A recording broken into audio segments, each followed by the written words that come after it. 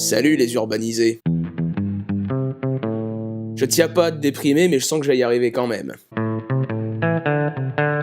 Tout cela est certainement dû à l'environnement dans lequel on évolue. Si tant est que nous évoluons. La grande ville a fini par me bouffer, et ton tour va pas tarder à arriver. À moins que tu ne sois Donald Trump.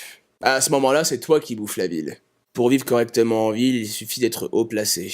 Avoir un appartement le plus haut possible au sommet d'une tour te donne l'impression de dominer cette fourmilière, où les gens qui la composent ressemblent à des microbes observés au microscope. Tu as donc plus envie de redescendre. Et ça peut se comprendre. Et si jamais tu possèdes la tour entière, c'est encore mieux. Et toutes mes félicitations.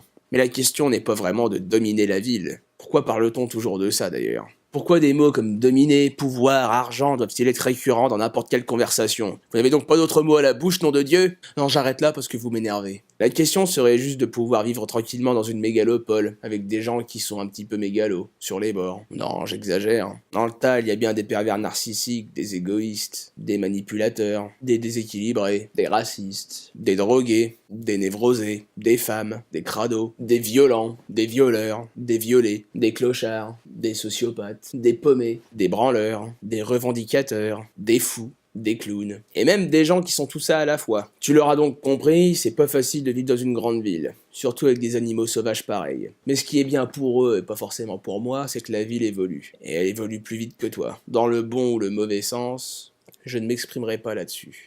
Mais elle évolue. Je sais qu'on est que de passage sur cette terre, mais dans une ville c'est encore pire, on est vraiment que de passage. Peu importe combien de temps tu y as habité. Une fois que tu es parti, ton appartement va être immédiatement reloué. Les gens que tu as connus passeront très vite à autre chose. Et la ville elle-même ne se rappellera pas de toi, de ta présence. Elle s'en foutra de toi, comme si tu n'étais jamais passé. Elle continuera à bouger, comme je vais le faire dès aujourd'hui. Je pars m'installer à la campagne. Là au moins je ne risque pas d'être emmerdé par l'évolution, mais plus par les conséquences plus ou moins directes du progrès. Enfin, et je suis sûr que les gens là-bas sont bien plus sympathiques.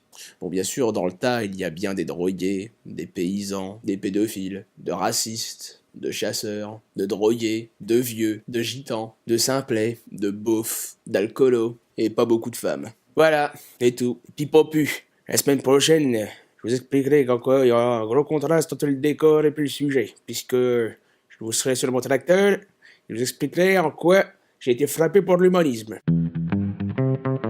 Salut, les métropolitains malpolis.